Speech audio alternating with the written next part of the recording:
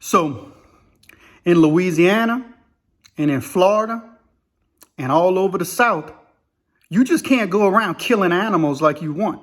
You know what I mean? You just can't ride down the street with your shotgun hanging on the back window when you see a deer crossing the road, go boom, shoot that deer and cook them for your family to eat. Or shoot him just because you think he got the most points and you want to make a trophy of him, and put him on top of your fireplace mantle with his horns poking out. You just can't go around killing animals like you want in Louisiana. There are laws that protect animals. And in my opinion, there are laws that should protect animals. Animals should be protected because if we don't protect animals, we ain't going to have no animals to hunt. So there are laws in place. Now, let me tell you about the story about the Hog Slayer. That's right. He was from Florida and he worked with me in the oil field. And when I got hired on at this company, he was the guy who actually I did my first few jobs with on the river. And I was warned about him because he was a little crazy. He was a little thrown off. But in the oil field, they don't care if you throw it off. They just need a body. They need a man to go do the job. So they'll hire anybody. They got all kind of crazy people working in the oil field. Excuse me. But this dude, his name was Hog Slayer. So when I got the job, they said, look, you're going to go train with the Hog Slayer. Now, I'm not going to call this dude's name out, but I'm just going to call him the Hog Slayer because that was his nickname. So I said, why they call him the Hog Slayer? They said, man, this dude kept showing up at our office talking about getting a job. I said, he was trying to get a job. They said, yeah, he was trying to get a job. And every time he tried to come to the office to get a job, he would bring a dead animal in the back of his truck and try to offer it to the company to get the job. So they said he showed up one time with a deer he shot down the road on Monsanto's property. That's right. Monsanto is a plant that a lot of people don't like. So most people probably ain't going to care that an animal was killed on Monsanto's property because most of the world hates Monsanto anyway. But anyway, this dude shot a deer on Monsanto's property. He didn't have a job with the company yet, but boom, he shoots the deer, throws it in the back of the truck, blood's dripping everywhere. And keep in mind, Monsanto's not far from the office. They got a trail of blood from the plant, the chemical plant, all the way to the office where it was leaking on River Road. Blood was pouring out the back of the dude's pickup truck. And he couldn't close the bed of his truck, so he had the deer tied down. The deer head was hanging over the truck, bleeding everywhere. He gets there. He says, look, if y'all give me a job, I give you the hind quarter. The hind quarter, they said, man, you got to clean the blood up all in this parking lot. He said, oh, cousin, I'll clean that up. There ain't no problem. He was from Florida. And he was one of them old backwoods redneck dudes who don't care about nothing. So he had the deer. They said, man, it's not deer season. He said, oh, I don't really worry about seasons or nothing. I just shoot when I'm ready. They said, man, they got laws against that, man. We don't want no hind quarter. He said, well, can I get a job? They said, nah, man, you can't get no job and get that deer out of here. So he gets the deer out of there. All right. A couple of weeks pass by. They don't hear nothing. Well, all of a sudden, they hear that truck coming back and he had a crazy truck. He pulled up into the parking lot. They said, oh, man, the Hog Slayer's here again. And this is how he got his nickname. Actually, before then, they was calling him by his name. So now he comes in and they go back. He got a truck bed full of dead hogs. That's right. The man went up and down River Road all over shooting hogs all night long. He had a truck bed with about a dozen dead pigs. He said, look here. He's telling this to the manager. Look here. And the supervisor. I'm going to give you a hog and you a hog. Give me a chance. I need a job. They said, oh, man, you crazy, bro. We don't want no hog, but we need somebody right now, man. If you're willing to learn, we're willing to train. The way they worked the company is if you kept showing up like that, then you were dedicated, so they were going to give you a shot. So they gave the Hog Slayer a shot. And so he got a job. So eventually I get a job at this company, probably about 6 months to a year after he's been working the company. I go work there. And so they send me out to work with this dude. And so I'm getting to know the Hog Slayer, And so I'm going to give my bad impression of him. But this is basically how the conversation's going. This is me. How's it going, man? Oh, cousin, it's going all right, cousin. What about you? I said, it's all good, bro. I said, we're going to learn this job. He said, oh, cousin, I'll show you everything you need to know. You ain't got to worry.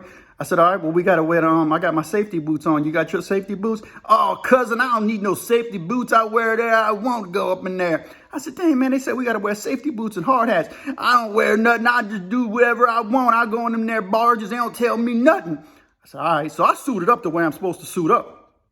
Hard hat on, safety boots, long sleeve shirt. Man, this dude was wide open, man. He just did any kind. I'm surprised he didn't get expelled from the plant sooner, or kicked out. Because he went in there wide open any kind of ways. Dude wasn't even rolling right a lot of times. Anyway, so I'm getting to talk to him. I'm like, man, So we getting to talk. He's from Florida. And come to find out, he found out that I did prison time. He did prison time. We get to talking and chopping it up.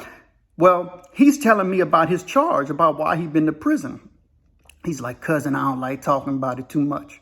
He said, because it ain't right what they did to me down there in Florida. I said, man, what they did you, bro? Why it ain't right? He said, oh, man, I ain't got no charge like most of these dudes, man.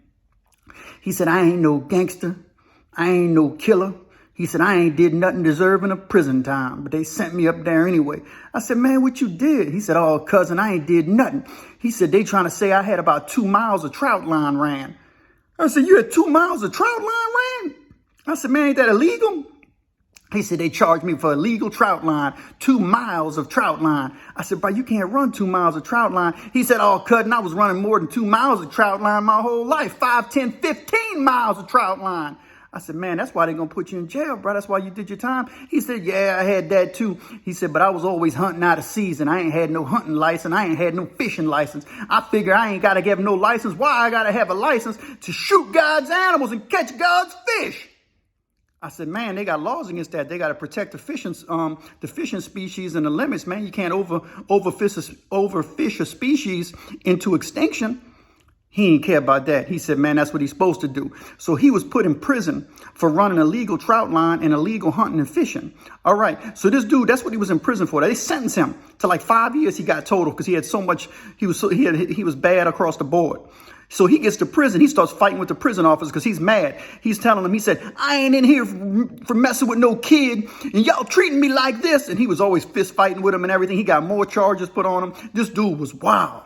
He was crazy. So one day, after training with him, I go to his house because I got a truck that they said, you got to go pick Hog Slayer up. I said, all right, because a lot of these dudes was just down bad. They couldn't keep insurance. They couldn't even. The company wanted me to take drug tests for some of these other dudes. Yeah, that's right. My own company sent me to go pee in somebody else's cup. And like a fool, I did it once. But after that, I'm like, nah, man, I ain't doing this. This is wrong, man. I got convictions, so I had to repent for doing it that one time to God, But anyway, so this dude, I go to his house because his truck ain't working or broke down or something. And I get there. We finished the job. He said, I got to talk to you, cousin. I said, yeah, what's happening? He said, look here. He said, you got the truck? You see that boat? I said, yeah, it was a P-Rog. Dude hooked the P-Rog up. He hooked a little trawler mode on the P-Rog and everything. And it was one night I was dropping him off. It was like 2 a.m. because, in the oil field, you work late, 24 hours. It don't matter if he's on call. So he's like, yeah, cousin. He said, dude had skulls all over his house. Animal skulls. You know what I mean? Dog skulls, everything, So he's like, look, cousin, you got the truck. I got the boat. I got the flashlights and I got the shotgun. He said, tonight we're going to go alligator hunting. I said, we're going to go alligator hunting. He said, I don't hunt alligator. Now, I'm from South Louisiana. I've shot alligator before. I've eaten alligator, did the whole 9 yards. But I'm not about that, man. I don't do no, consistent hunting or nothing like that. I enjoy fishing a lot, but I don't do all that hunting. Anyway, so he's like, yeah, we're going to go alligator hunting. I said, man, don't you need a permit for that? He said, oh, cousin, we don't need no permit. Well, we gone. They ain't got no game wardens over there. He said, I've been scoping it out. It's clear. As long as we out of there before the sun comes up, nobody will know. I said, oh, bro, I ain't got no license for alligator hunting. I ain't got no tags because you got to have tags for alligators. He said, oh, cousin, I've been killing gators. I ain't got no tags. Now, this is why the dude was in jail already in Florida. Now he's in Louisiana, killing things illegally. I don't know what happened to the dude. Eventually, they went to go find the dude. The dude's dogs were shot and dead in his backyard. He just skied out. He just ghosted out. He was gone. You know what I mean? He just disappeared. The Hog Slayer disappeared. Like I said, when he disappeared, he had like 3 or 4 dogs. He didn't take the dogs. They said they went to go get him to do a job. They found the dogs dead on his property, shot. Boom, boom, boom, boom. He killed each one of the dogs. They said they're half buried in the backyard, shovel laying there, half dog body, half dog head out, blood everywhere, dogs dead. They said, man, this dude was freaky. This dude was crazy. This was the Hog Slayer. Now, this is the type of dudes, who think the law don't apply to him. This was a crazy dude. I remember talking to him because when he was in Florida prisons, brutal. Y'all seen the videos on Florida prisons. Them dudes are getting down over there. Them videos coming out from the jails and from the prisons, sneaking them phones in, showing all the crazy stuff that's going on. It's a white dude now. And he was talking. He's like, oh, cousin, I got my ass whooped by so many black dudes, man. He said, but I sit there and punch them right back in their nose. And we fought all the time. They whooped my ass. But they knew one thing, man. I wasn't playing. I said, man, what's wrong, man? And he, because see, people always feel like they got to make disclaimers to me, I come from a very, interracial family. I got all ethnicities in my family. So he sometimes he felt like he had, toss it out there to me, you know what I mean? And so he'd be like, oh, cousin, I ain't racist. I said, that's all good, bro. You know what I mean? If somebody want to be racist, they got a right. It's America. Be racist all you want. I don't care. He said, oh man, I ain't racist. He said, I'm prejudiced. I said, man, there's a difference?